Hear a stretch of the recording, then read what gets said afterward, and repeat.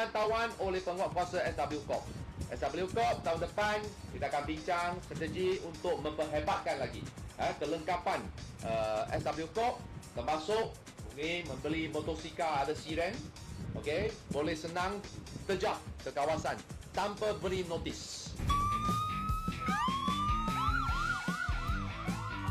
Okey, ini salah satu transformasi yang baru saja SW akan capai. Kita telah mempunyai 100 unit dan insya-Allah kita akan tambah lagi bilangan unit ini.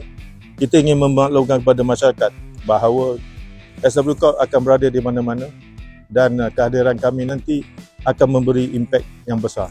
InsyaAllah, komitmen kami tinggi, bukan saja dari segi tempat-tempat haram ini, malah tahun hadapan juga akan bermula khidmat masyarakat.